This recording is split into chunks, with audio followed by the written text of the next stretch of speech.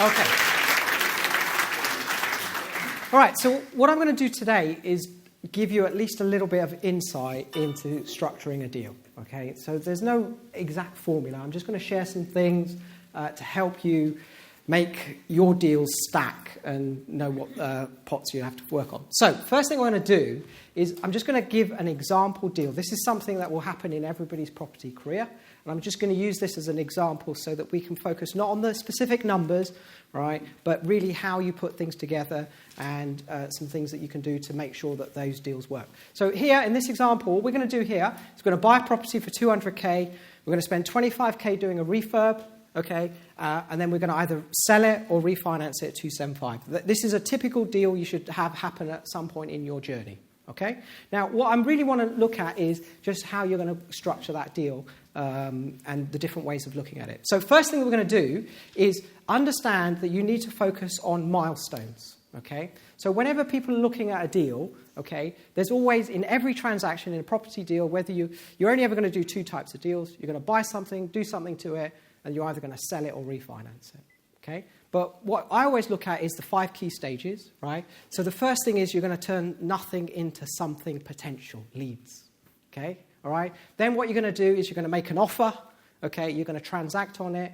Then you're going to do a bunch of stuff, and then you're either going to keep it or sell it, okay? So these are the 5 stages, okay? And what we want to get you to do is think of what stages you're doing in a project, okay?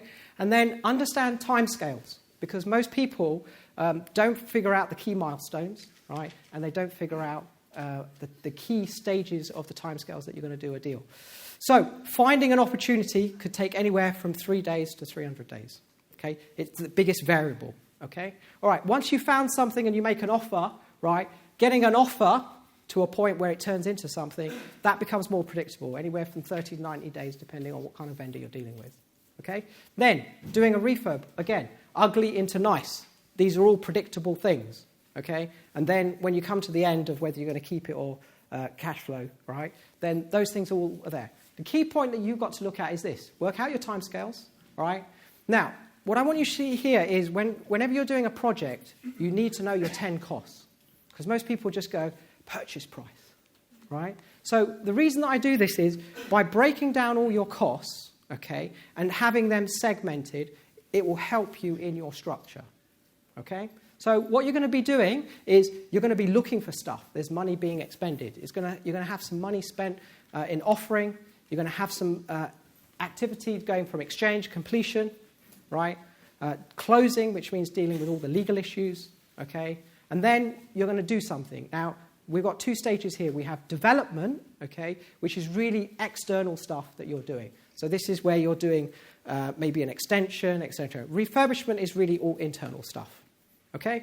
And then you've got to stage it, right? You're going to spend money if you're going to sell it or refinance it, okay? And surprise, surprise, you're going to expend money in holding costs, okay? And then actually, selling or refinancing, there's transaction costs. Now, the reason that I show all of these is because whenever people do a project, they never cost it accordingly, and they think, I'm going to make this a massive amount of money, and I go, you've got to figure out all your 10 costs. They all add up, yeah? Okay? So the reason for doing this is so that what you can do is you can also now do what's called your cash flow, right? So many people I see, right, they're going to buy something, and all they do is talk about the profit figure, all right? Okay? And you need to know not only how much money is something going to cost, but when is that cost going to get incurred, all right? All right, so what we do here, we use our example, okay, and I'm just using some figures here. So on paper, this transaction looks like we're going to make 40k, all right? All sounds exciting and good to do, all right? But there is some things that you need to be warned when you're new in this business, is we need to know when that money's coming in, okay? So whenever people ask me, okay, hey, I've got this deal, all right, I always say, right, what day is that profit going to come in? So in this example, right, it's going to come in on day 330. And what I always ask is, how are you going to survive from day 1 to day 329? All right, because the day before, everyone in this room is still going to think you're an idiot. Right, when all the money comes in, okay, you're a hero. Right, so you need to figure out how you're going to make that work, okay, and cash flow. All right, okay. So always thinking of money going out, okay, and be able to control and manage it. All right? So in our example here, I've just done this example, I've done the costings, okay? You should always figure out all your costings.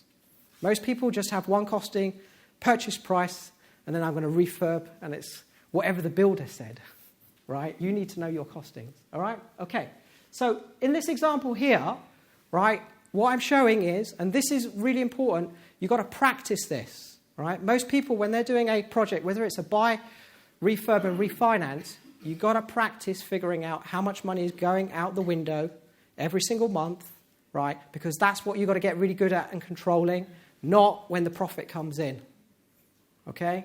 All right? It's about surviving that year, because usually that's what it will take in most projects, okay? So let's talk about deal structure. Now, what I'm going to do here is I'm going to give you 9 words, okay? All right? Now, we're going to go a little bit fast today just so that we can get through other content today, right?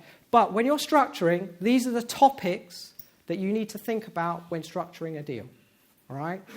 What everyone always gets hung up with is that reward thing, okay? How much money we're going to make, all right? That's the least most important, relatively speaking, right? It's about these other things. So I'm going to explain today just one concept, okay? And you need to hear this like 10 times before it gets into your blood, right? So don't worry if the first time you hear this, it gets a bit confusing and your head scratches, yeah?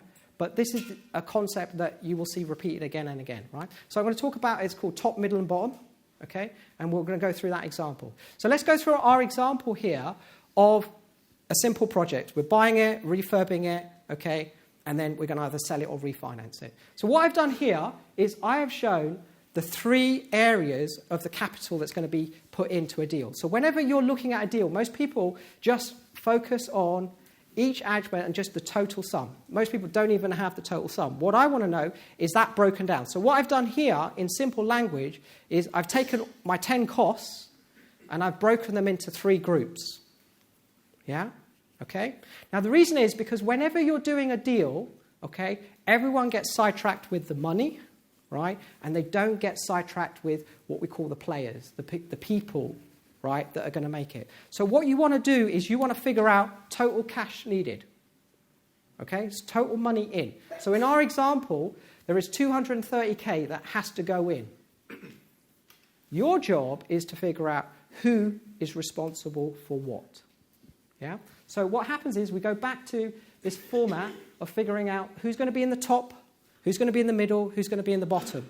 Okay? Because you are putting a team together, and that team is going to work on that. And then you figure out the corresponding rewards. Okay? Now, the reason that you do this is I always start with assuming the reward is based upon debt, which is interest or loan being paid. Right? And the reason for doing that is these are rough figures. Right? Nothing is set in stone. In property, it's about your ability to make numbers happen. So you've got to learn a couple of skills. One is being able to find deals, right? And the other is find capital as cheaply and as efficiently as possible. Yeah? Now, what happens is you have to figure out who your partners are going to be, right? Key thing that you want to do is group them into 3 groups, okay? Now, the reason is you've got to figure out who is going to play the bottom division, yeah? These people are going to take the least amount of risk. They're going to put the bulk of money in, but you're going to have to get good at negotiating. So this is typically what we call when we say get a mortgage. Yeah, you get a financial institution. Now, I always advocate trying to get a person to play this position, not necessarily a bank. Right? Now, the reason is this. No matter how good you are, you can make a ton of money, but you are never going to get a financial institution go beyond being in that bottom position. Right? You can never upgrade them. They are never going to go and take the next bunch, yeah, unless the person happens to own the bank. You get a private investor, I always start with a simple phraseology.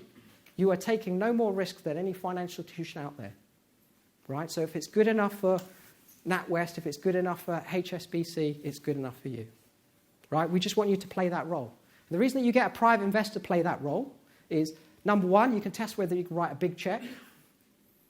Okay? And second is you have the potential, if you work well with that investor, to upgrade them up that chain. All right? What most people do is they just focus on let me get the banks in here, this bit, okay? You'll get a bank in, right? You're never going to get them to upgrade, right?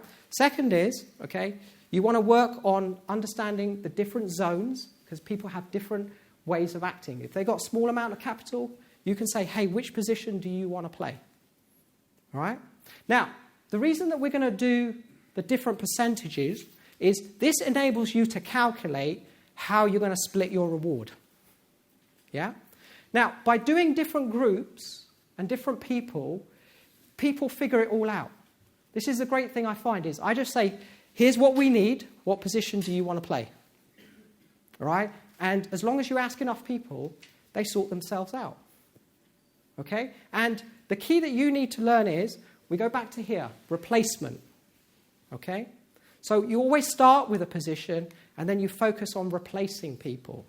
So this allows you in your projects, okay, to trial people out. Okay? And if you've got a project that's 2 or 3 years, okay, you don't need to have an investor for the whole period. You just need one committed for a year. And then you have a year to replace that person. Okay? You work with any investor, okay, without, as long as you don't make any major mistakes, 12 months later, right, 50% of those will still be in. So you now have 12 months to find the other 50%, right, which isn't hard work. Yeah? So you can keep investment money coming in, all right? Now, the other way that you've got to learn and a skill, and don't worry if you don't get this in your head, because some of you are not necessarily great at the calculations, is in this example, we're giving each of the positions a fixed return based on the amount they're putting in. Yeah? Another way that you can do it, which is what we call it equity play, is you say, here is all the players, right, are going to get a percentage of the slice. And then we have a percentage of that slice. Yeah? So an example would be you work with an investor or a group of investors and you would say, hey, you get 50% of the profit. So in our example here, there's 40K, and you can divide that by 20K, right? And then what you do is you work out how much goes to the group in the top, how much of that goes to the group in the middle, how much that goes to the group in the bottom, right? And obviously, in all your projections, make sure it's projected profit. Please use that word, right? It will cover. Don't use the word profit, right? Use the word projected profit, okay? And then work out what the whole group is going to get, right? And then work out your slice. Now, what you should do is make sure that your maths is roughly the same each way, right? That's going to be a bit of your homework tonight to have a look at, yeah? Okay? And you've got to practice this so that when you present a deal structure, you can do that. Now, we always remember that the people at the bottom, they get first out. So they get priority in a deal. Yeah? So what happens is you want people to know what we call the pecking order or the priority, right, when a project is either sold or refinanced. Okay? So it's very simple. The people in the green, they get out first. Then we have the group at the top, right? Hopefully you're the guy at the top, right, who's last out, right? Highest risk, right, last of the queue. Okay? And this is the bit that you need to always practice organizing. So when you work with people, don't just present, hey, do you want to fund all of this? Because you then don't understand, because you'll either get a yes or a no. What's always better is to say, hey, look, I've got multiple ways of working with you, right? Just where are you comfortable? Where do you want to start with, right? And then always ask the question, where do you think, if things go well, could we be in a year, 2 years from now? Right? So you know where they're willing to go 2 years from now, and you can work that into the plan. Yeah? Okay? Because what a lot of people do is they just try to find one investor to do everything. Right? And that takes a lot. Okay? So what happens is by breaking it down, top, middle, and bottom, right, you find people's risk-reward appetite, okay? And you can progress and do other deals through that. Yeah? Okay? So everyone clear with that? Right? Now, one thing that you do need to practice, right, is making sure that you work out for any project the total cash that you're going to be putting in, and then work out these zones. Now, they're not set in stone, okay? You've got to figure out, depending on whether it's a development project, what the bottom level is going to be, All right? Generally, you're looking at anywhere between, on the low end, it will be 50%. Okay? On the high end, it might be up to 80% where people are. So this is what I try to do, is I try to gauge what the financial institution is comfortable. Where's that boundary set? Yeah? That's why it's good to speak with brokers.